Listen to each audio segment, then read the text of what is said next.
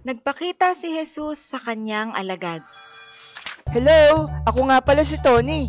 Ito nga pala ang pangunahing tindahan dito sa Barangay Buena Bato. Ang LBCI Sari-Sari Store. Teka, paparating na ang mga kaibigan kong sila Lily, Inka at Baste. Mukhang handa na naman silang makinig mula sa lumang libro ni Nanay Chami. Tara, sumama na rin kayo at sabay-sabay nating pakinggan ang mga storya ni Nanay Chami.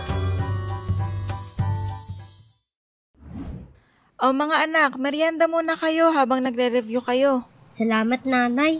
Ang sakit-sakit na nga ng ulo ko kaka-review. Sure naman po ako na babagsak lang ako. Hay nako, Baste! Napakanega mo talaga. Oo nga, Baste. Kaya nga tayo nagre-review para makapasa. True. Huwag kang negative thinker.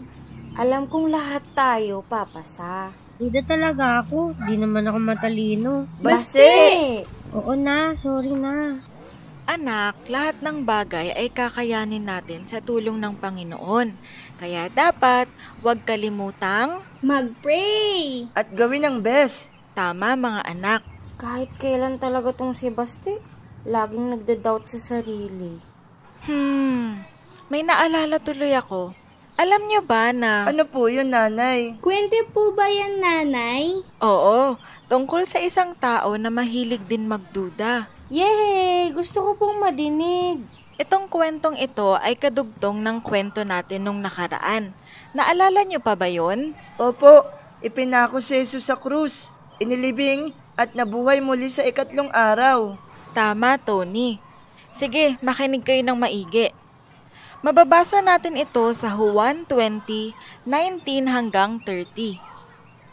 Pagkatapos magpakita ni Jesus kay Maria Magdalena, ay nagpakita din siya sa kanyang mga alagad.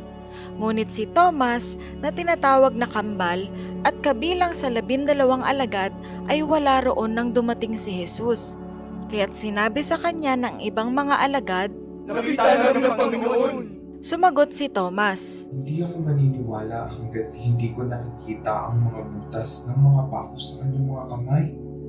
At hanggat hindi ko nailalagay ang aking daliri sa mga iyon at nahahawakan ang kanyang tagiliran.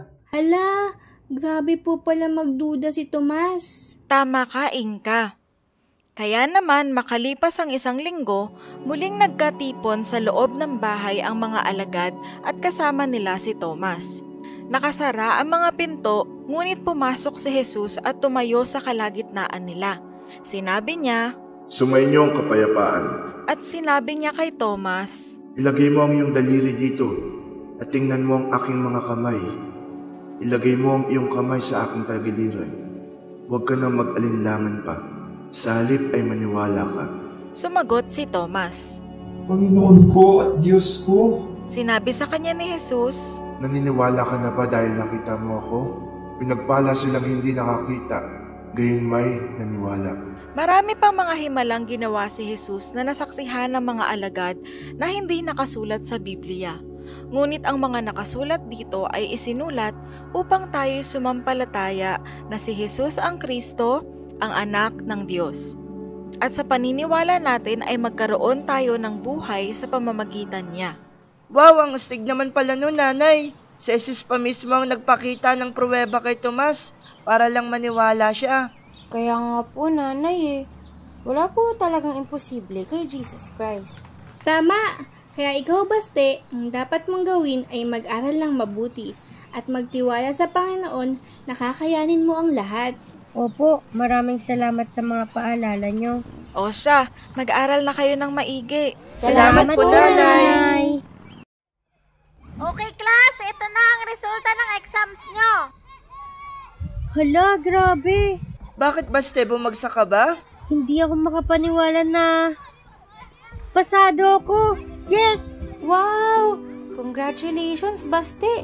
At congrats din sa ating lahat. Dapat tayong magpasalamat sa Diyos dahil binigyan niya tayo ng katalinuhan. Oo nga, at pasalamat na din dahil natutunan nating magtiwala at huwag magduda sa Panginoon. O siya, tara na at ibalita natin kay Nanay na pasado tayo. Tara!